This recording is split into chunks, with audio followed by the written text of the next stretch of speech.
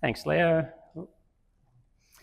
Yes, I've done a few of these, so I'm a familiar face to lots of you, but I do try and mix it up a bit to keep it interesting so I don't just become part of the furniture. So hopefully I'll manage to do that today. On behalf of Team Traffio, I want to thank TMAA for the opportunity to again be a platinum partner of the National Conference. And we mention it each year, and we'll continue to do so. We're really proud to be a core partner and to be so involved with the industry. It's a big part of who we are, and we're passionate about what we're able to do to give back to the industry that's allowed us to grow our business and our team to where we are today. So as we say each year, we've developed Traffio for our customers, and we'll continue to take your feedback and your suggestions to make work effective and enjoyable with freaking awesome software. We're also increasingly working with industry to support the causes that are important to you. So at last year's National Conference, Nick Ingles, my fellow director and co-founder, shared what we're working on in 2024. So I thought I'd start there. Nick shared that we've been working in conjunction with John Holland, the Hive, LXRP and NWPA and MTIA, a lot of acronyms there, but they're all hopefully quite important stakeholders to you, to bring innovation to procurement and planning. So last year we delivered Traffio Procurement, which we renamed to Traffio Direct. Traffio Direct provides an efficient way for your major customers to communicate one or many jobs changing TTM requirements to you and removes the need for hundreds of emails and spreadsheets to manage that communication. Your customers' traffic engineers share the same single source of truth as you and can share plans and other documents, ensuring that last-minute changes are managed effectively and accurately.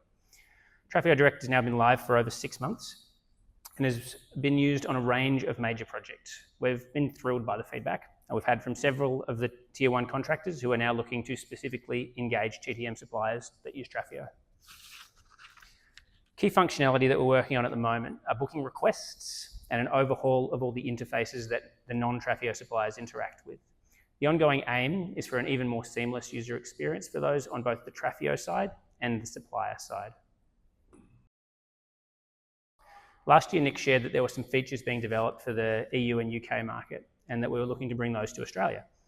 So after some pretty major development work, we now provide all users of Traffio access to tasks and hire. To give you a very quick overview, in Traffio, tasks are a way to manage jobs involving equipment placed in the field and maintained throughout the booking. They ensure each person has enough work, no tasks are missed, and help prevent lost or damaged equipment in the field. Tasks are also ideal for tracking actions and are useful for scheduling and completing multiple activities in a day, especially for bookings that run over an extended period. Tasks can be recurring, daily, weekly, or monthly. They can have people assigned to them, and they can be categorized as either billable or non-billable. Additionally, tasks may require workers to complete related forms, which can be set as mandatory or optional based on the nature of the task. So with tasks, we've taken a major step towards solving a problem that's been on our radar for years that we've called the aftercare problem. The aftercare problem is how you track and bill equipment that's left at the end of a booking. We're in the process of allowing you to record damages to equipment and aftercare and building out additional visibility and reporting. Also from 2024's announcements, we shared our commitment to introducing near-miss reporting. We're reminded too often, unfortunately, that road workers work in a very high-risk environment. A great way to shut down anyone saying that traffic management workers get paid too well for standing and holding a sign is to remind them of that danger and about the fatalities that sadly happen each year. Fatalities and significant injuries are reported on, but there's no consistent method for collecting and learning from near misses that happen, and Patsy mentioned exactly that half an hour ago. So Traffio is used on over 2/3 of traffic management jobs in Australia. So we believe that this is an area where we can actually make quite a difference. Our near-miss reporting functionality launched in May 2024 after being developed in the wake of Traffio attending the National Road Safety Week's launch in 2022. Our hope is that by providing access or providing a method to collect this data, we'll be able to demonstrate the risks that many in the field are dealing with, and that this official data can help advocate for better and safer working conditions and drive that improvement. I will emphasise that we're very protective of the privacy of our customers' data, and so anything we publish is fully anonymised. In the first 9 months of having the tool available, we've had approximately 600 near misses reported from all over Australia. There we go. For those who don't know, in the instance of a near miss, any Traffio user can swipe right from anywhere in the Traffio app to start a new near miss form. This allows the incident to be reported immediately, as well as data collection that can inform any remediation action that may need to be taken. We worked with several customers to understand what we needed to record and to make it easy to report. The factors include who was at risk and the cause of the near miss. Perhaps unsurprisingly, the main people at risk were the person filling out the form, 37%, followed closely by a member of the public, which was at 29%. It's not surprising that over 50% of near misses were caused by a vehicle. The cause of the near miss gives us some further insights. Again, the slide, sorry. Yeah, the cause of the near miss gives us some further insights, with 21% being caused by a driver disobeying the rules. Interestingly, the majority of the time conditions were dry. We'd wondered if that might have been a factor. We're working on some development to proactively identify dangerous work sites. Our belief is that if we can identify an atypically high number of near misses, we can feed back that information to the road workers themselves and admin teams to allow potential actions. Maybe a sign is obscured or a lane has been painted too narrow. Both of those are actual use cases we've come across. As we continue to work through what industry and customers need, we hope that this data and information means we can work towards fewer incidents and injuries on the road. Finally, in 2024, we hosted our inaugural Traffio Con, which was a day of Traffio learning and best practice demonstration for our customers. We're thrilled at the interest and enthusiasm of our attendees, and we'll look forward to running it again, bigger and better, of course, in 2026. So anyone is very welcome to come. We'd love to see you. We've got a 1-minute video of the event.